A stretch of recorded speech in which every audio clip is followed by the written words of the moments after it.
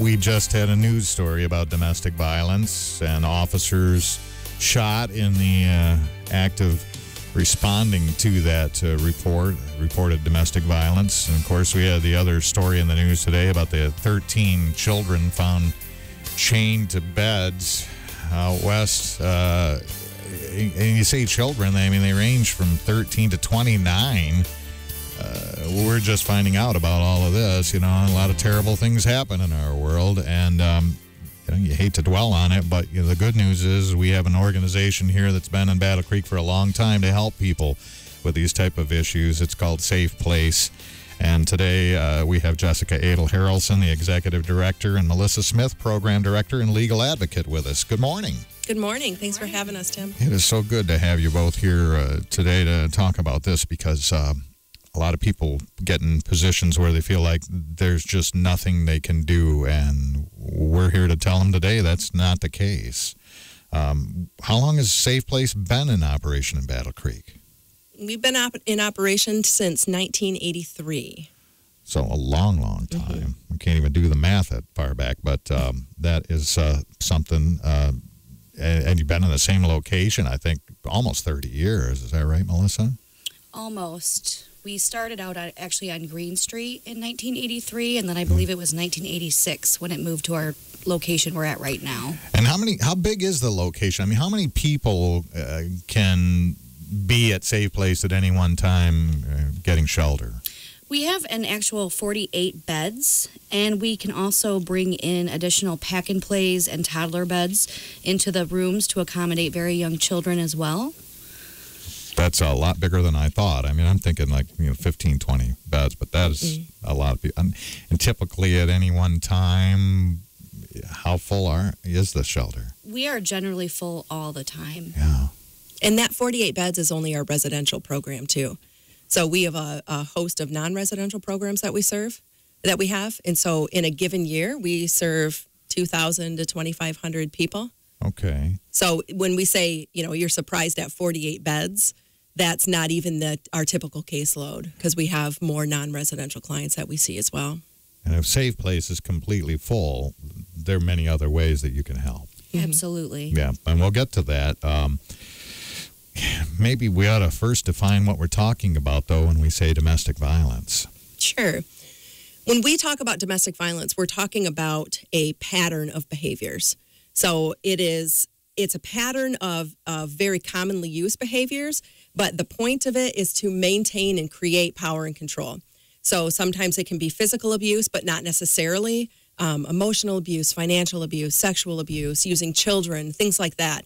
But abusers typically use these tools or tactics to maintain complete control over someone's life. And there is no typical victim of intimate partner violence. Abusers are equal opportunity offenders. And no matter a person's race, gender, identity, sex, socioeconomic status, it affects everyone. Are we any closer to figuring out, who these abusers are? How is it because of their upbringing and that they were exposed to abuse, or is it a genetic thing? Do we even have any clue at this point? That is the million-dollar question. So abusers can be anybody. I've been at S.A.F.E. for about a year, but I've worked in this field for over a decade, and I have encountered perpetrators of domestic violence who are chief surgeons, police officers, priests, pastors, all the way to the other side of the spectrum where it may be somebody living in the projects. Abusers span the gamut, just like victims span the gamut. Is there anything they have in common? Well, all abusers are making the choice to abuse. A lot of people believe that it's an anger issue when it's not. It's actually a conscious choice that the abuser is making. Wow. Man. And it's a choice to have complete control over that relationship and over that person. Do abusers ever get help and change, or is that just a pipe dream by people who are being abused? We not as S.A.F.E., but within the movement, we have programs that do serve batterers. It is possible for batterers to change, but it's very difficult because in order for an abuser to stop abusing, they have to make the choice to do that. And so to make that choice, they first have to admit that there's an issue. And a lot of people that abuse don't see their behavior as problematic. They see the victims as problematic. So if only they did this, I wouldn't have to respond this way. And so if you don't take accountability for your actions, it's very difficult to change your behaviors. We see TV and movies about this all the time. And the thing that always, I think, has us shaking our heads is that people will stay in these abusive relationships no matter what. Why is that? I mean, why do victims return to places where they've been abused or just stay and endure it all these years? There's many reasons. A big reason is that because the abuser is instilling that power and control over the victim often is very scared to leave the abuser because their level of lethality will likely raise. It's very dangerous for them to do so. Also, abusers make their victims feel bad about themselves. Their self-esteem is very low. They're telling them that they cannot find anyone else, that, and also there might be children involved. And so there's many different factors why it's very difficult for a victim to leave an abuser. How big is this problem? I mean, probably most of us, we might know of somebody who maybe is in a situation like this. But I mean, how prevalent is it really? I think more than you would think. So I would counter by saying, I think you definitely do know somebody who's a victim of domestic violence. We just might not be aware of it. On any given day, there are 3 people that are killed in domestic violence relationships, and that's not even talking about the ones that survive these relationships. So the National Network to End Domestic and Sexual Violence does an annual, like a point-in-time count.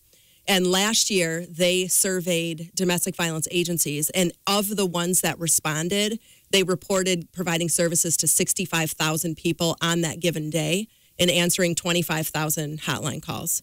And we know that number is grossly underrepresented because those are only the agencies that responded, and that's only counting the people that are receiving help from an agency. And I would say the majority of victims do not receive formal help from an agency. You've both been helping domestic violence victims now for a while. Do you see a trend? Is it? Would you say it's getting worse, it's getting better, or about the same? I think it's a difficult question to answer. So, for example, if we say from last year to this year, let's look at Safe Places numbers. If we see a 25% increase in services from last year to this year, that could mean that we're creating a culture where victims are feeling more comfortable getting help and talking about it. We may be doing better public outreach so people know of our services and they're reaching out more. Maybe police officers are receiving more training and so they're making more arrests. Maybe we receive more funding that year, and so we're able to expand programs, and so we report higher numbers. So I always caution people when they're looking at those kind of statistics, higher numbers don't always indicate a higher problem. So higher numbers might indicate something good is happening and that we're creating something where more victims are getting help. So I can't really answer the question to say it's getting worse or better. I think we're doing a better job at letting victims know that these organizations are out there, that Safe Place is here, and what we can do for them. And so more may be reaching out. I get the sense, though, that it's still a gigantic problem, and we have a long way to go if we're ever going to solve that. We all kind of have an idea that something's not right with our friends or our family or maybe a co-worker. What are some warning signs that we could maybe rely on as a better indication, and then what do we do if we think those warning signs are there? Well, I don't think you'd be able to figure out a way to spot an abuser in a crowd, but they definitely share very common behaviors. And so there are definitely some warning signs. We typically see at the very beginnings of the relationship, abusers will move very quickly, kind of progressing the relationship along very quickly, encourage their partner to cut off ties from family and friends. They may seem very, very charming at first, kind of too good to be true. So they suck you into the relationship a little quicker. Very jealous and controlling. Abusers typically will start off by calling a lot throughout the day, wanting to know where you are, who you talk to, who you're going out with, who you're talking to at work, how many times you talk to your boss, things like that. And so there's a lot of check-ins throughout the day. And I think in the very beginning, it can be a little bit difficult to detect because some of these behaviors, other than the controlling and jealousy, some of the behaviors are part of courtship. It might feel good to have somebody call you 5 or 6 times a day, but then it turns into 10 to 15 times a day and demanding to know where you are. And so it starts off very slowly and then escalates. And, is it, sometimes it probably doesn't get physical, but it's still abuse for many, many years. Sometimes it never gets physical.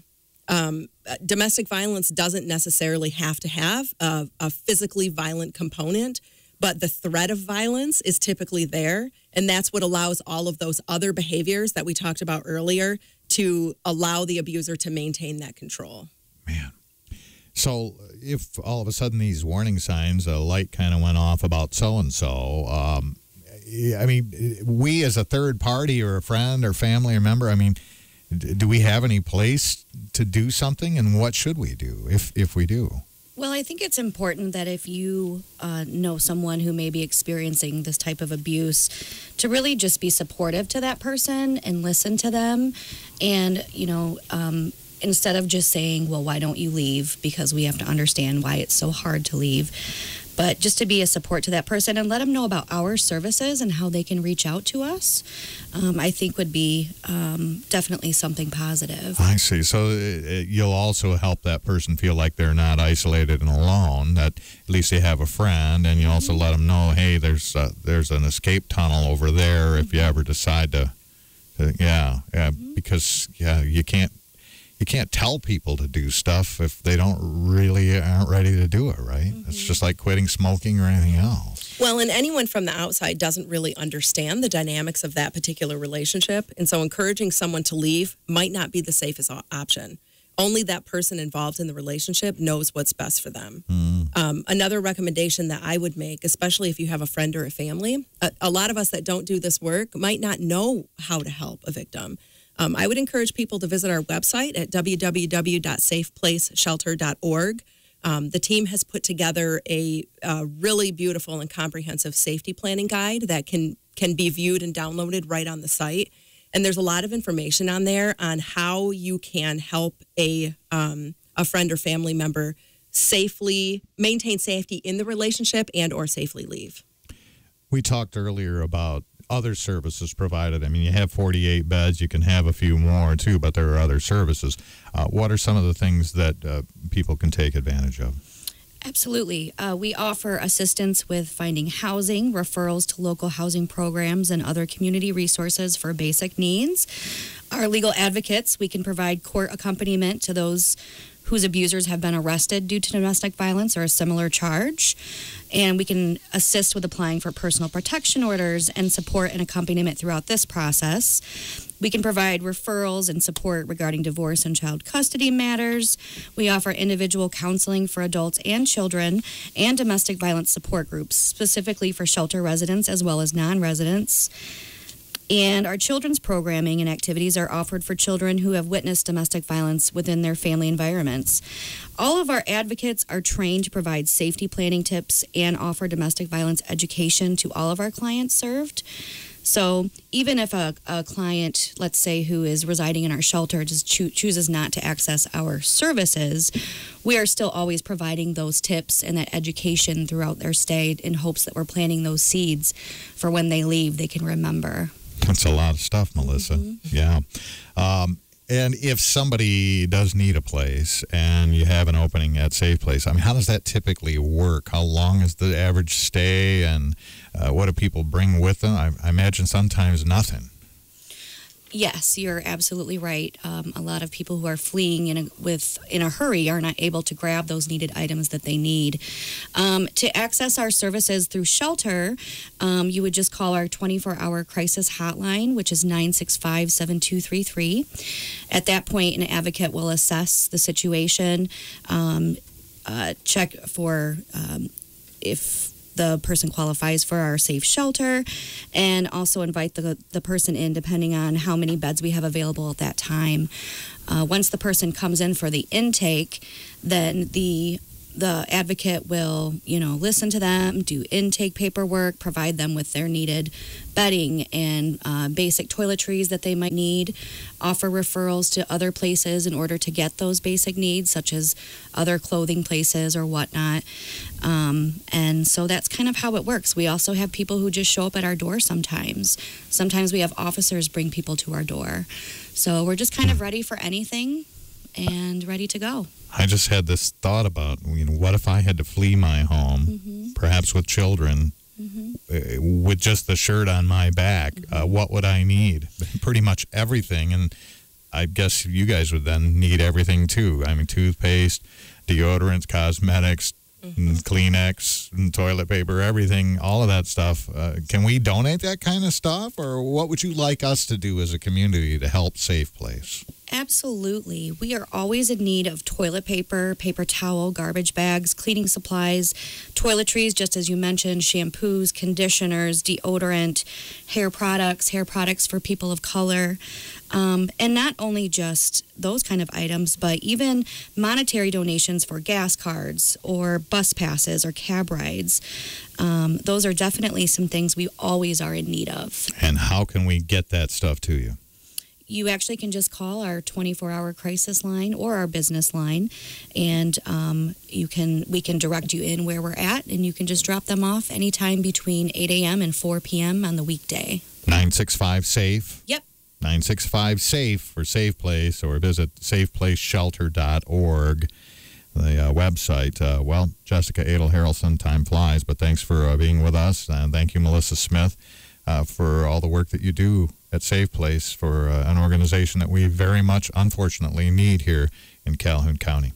Thanks a lot, Tim. Thank you so much.